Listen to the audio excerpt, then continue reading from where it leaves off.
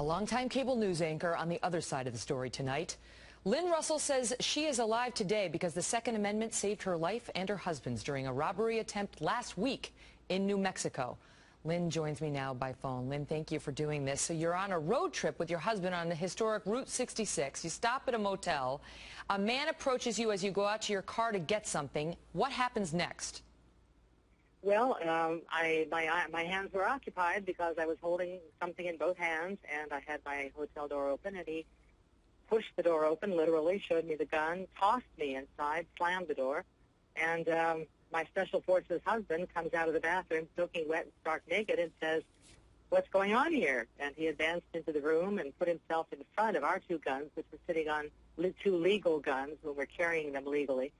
Sitting on the bedside table, and we tried to keep him busy, and we maneuvered around and offered him this and that, and finally I was able to slip one of the guns into my purse and hand it to him and say, "Do you see anything in here we can give the man?" And Chuck said, "Oh, yes, I do."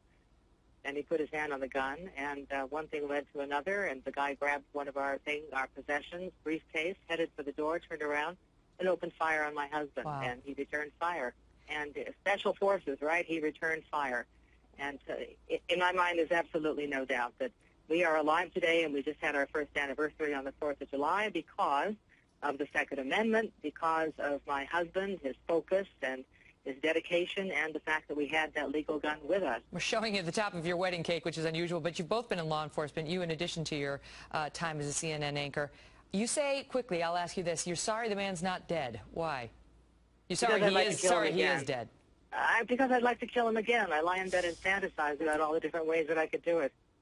But I just want to say we're on our way to California because my husband invented us something important to the country. Well, I hope he's okay. To counter ISIS. So, He served in the Green Berets. Thanks for being